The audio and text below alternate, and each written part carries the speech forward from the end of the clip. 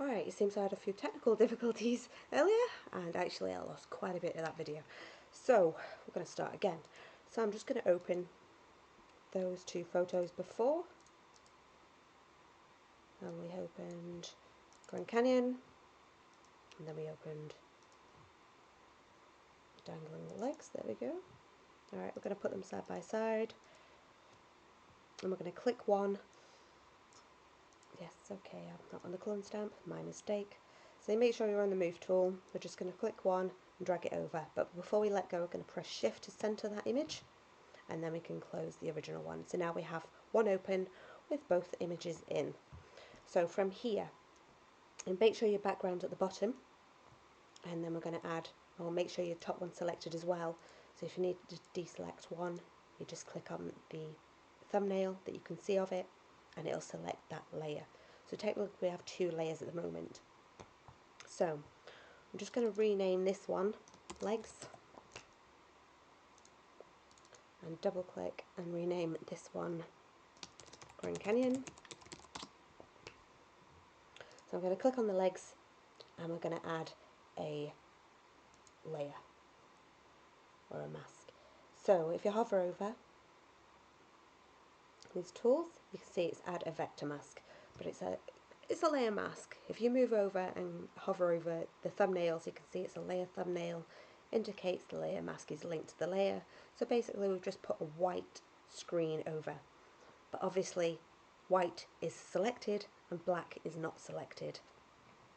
So from here, what we're going to do, because this is the top image, when we put black on, so on your colour swatches down here, if you press D on your keyboard, white is the foreground colour, this is the original defaults of Photoshop, and black is the background colour. So as you can see, foreground, background. So whichever one you have on top is the colour you're using. So you can switch round. Now, this is another way of playing with those layer masks or cutting and selecting.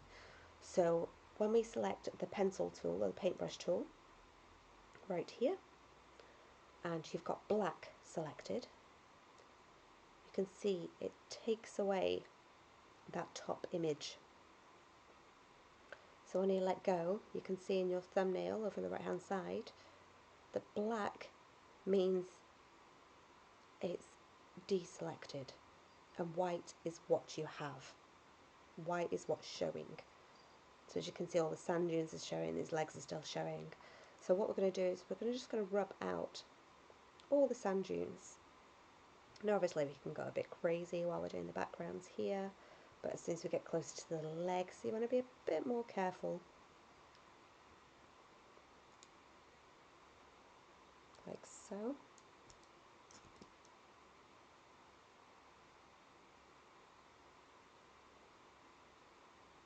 Now if you want to mess around with your paintbrush settings, you can click on your paintbrush here. You can change the size. So if you wanted to make it bigger, for doing this part so it didn't take you so long, but then obviously the closer you get, you'll have to make it a bit smaller. And the hardness, if you do a light one there, you can see it leaves like a fuzzy, feathery type outline, whereas the hardness, if you have it hard, it basically leaves you as sharp. So when you zoom in, I know you can't see it much there, but when you zoom in, you can see the difference. That's quite precise here, and this one is kind of blurry towards the edges. So obviously take your time and go through that.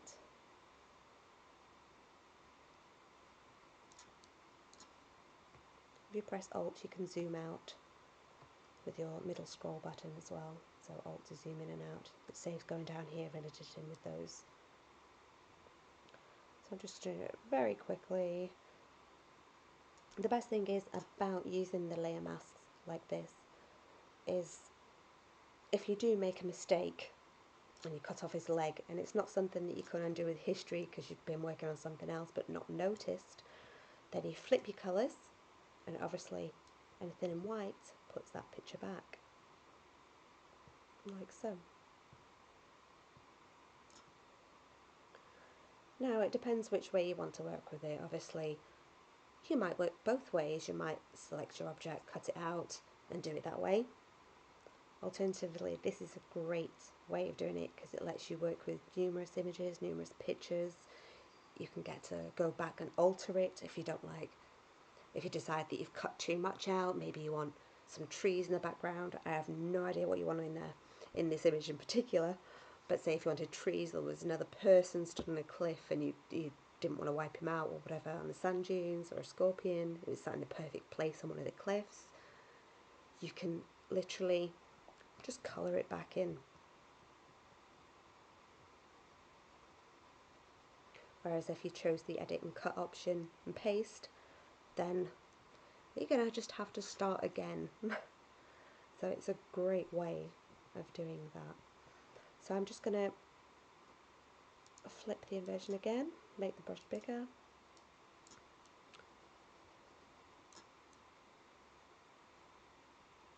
I'm just going to do it very quickly. It's not going to be perfect by far. Right.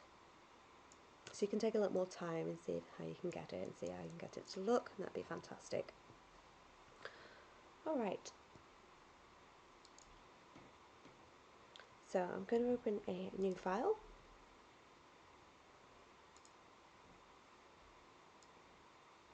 And let's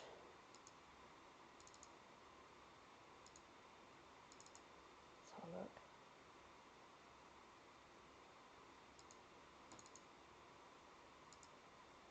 I'm going to go with church towers. Alright, so I want to show you a few more things here. So we're going to do our selection tools. So I'm just going to do a quick selection tool and select as much of this tower as I can. So what we're doing here in this lesson, or in this quick tutorial, is we're going to remove this church. But in order to remove the church, we want to keep the background behind it. So if you just wanted to move an object from the photo, we're going to have to select as best as you can.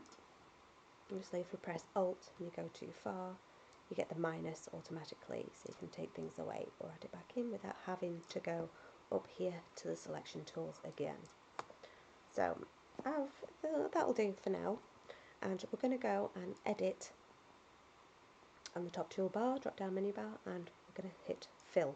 Obviously Shift F5 on the keypad, and what we're going to do here is we get a pop-up menu box and we're going to do content aware. So basically it's going to remove that and fill it with the content that's behind it, or the content that Photoshop thinks it's going to be behind it.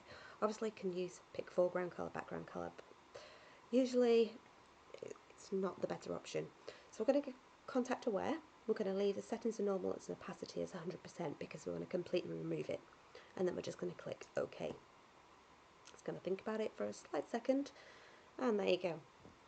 So if we select and then deselect, you can see the outline of the shape that it's given you already.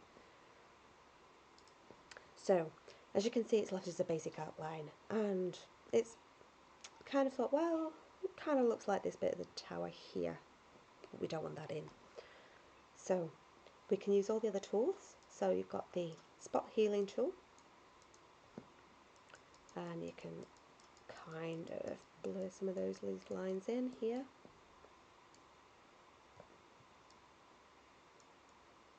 Got a bit too far there.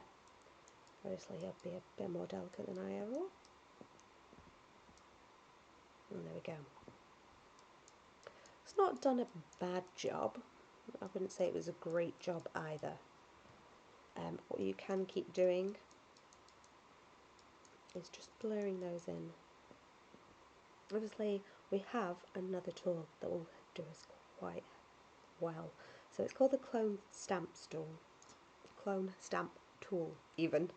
And what we need to do is press Alt and select an area that we want to clone. So basically, essentially, it's going to, wherever you want, it's going to select an area that you want and put it over. So if you press Alt, it'll give you the aim. So you select what colour you want, and when you let go of Alt, it'll go back to your normal cursor. So then when you draw, it's pulling those area of colours that you selected down here. As you can see, it's probably a bit too dark. So what you want to do is you want to select a bit that's closer and a bit lighter. And as you can see, when we're going over to the clouds, you can see that crosshair cursor. As soon as it moves down to those white clouds, it will copy whatever's in its path. So all you need to do then is select another area and just colour that in. So it's all about selecting the colour that you want and putting it wherever you need it. So for example, if I wanted these fluffy clouds down the bottom, you press Alt to select those fluffy clouds and then recreate them down there. Obviously it's not going to blend in with the rest of it, but it's just to give you an example.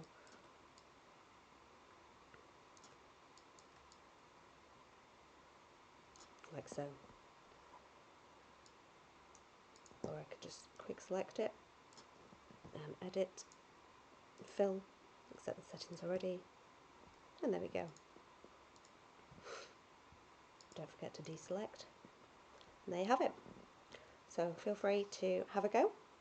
Obviously take your time, don't make too many mistakes like I've done along the way, and see if you can get it a bit more clearer of an image. And also have a go at your own photos, see if you can remove objects in and try and fix the background that you're taking it out. Sometimes it depends on the photo if it will do a perfect removal. Obviously, depending on the detail, you'll have to make some slight adjustments. And so we're going to move on to something else. I'm going to File, New. I'm just going to press OK because it's already selected the size to an image I copied over earlier. So I'm just going to paste that. Obviously, it's just an image I've Googled and gotten.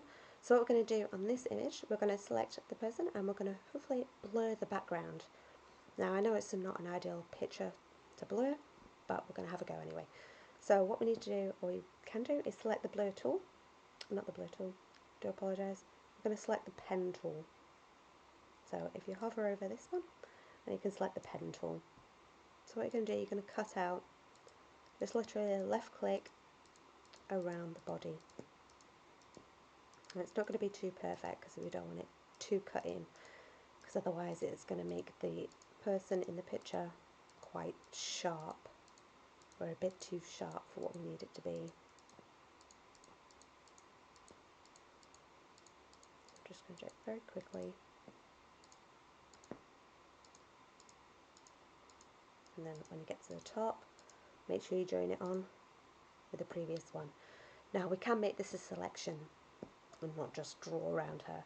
So if you right click over the image and make selection, I'm just going to keep all those settings, and then we're going to invert the image so we select the background rather than her. Now when we go to the filter options, you can see they have many filters in the blurs. So there's box blur, which you get to adjust. Obviously it goes quite a little bit too much for my liking. Probably didn't want this much there. So I'm just going to cancel that. And you can deselect and then select everything that you want again if you wish.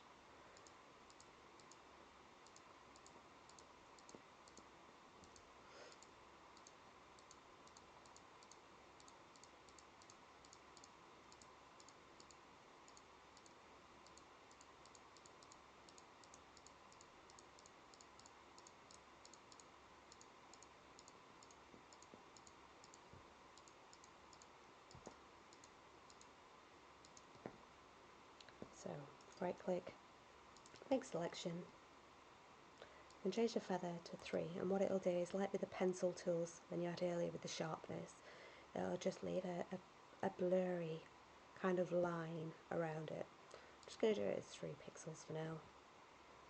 So then select and inverse so we get the background, and then filter, blur. Now feel free to go through and have a go at all these different blurs. Obviously you've got motion blur if you want things in the background. Gaussian blur or Gaussian blur, so you can change pixels a little bit better.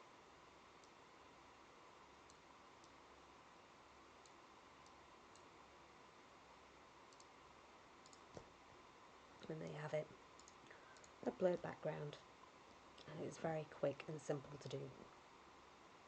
Obviously you do have other filters in there, such as sharpen, so you could sharpen backgrounds or maybe sharpen hair. Obviously it depends. Pixelate, so when you zoom in even more, you start to see pixels. Now obviously this is just a copied image, so I'm not going to zoom in that far, really.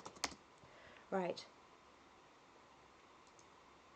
so have a go, try and use some of the tools that we've gone through in both the tutorials. Apologies if they're quite quick and choppy, but you can pause and go through. Just make sure you save as JPEG, save as PNGs for which bits you need to edit and whatever. Alright,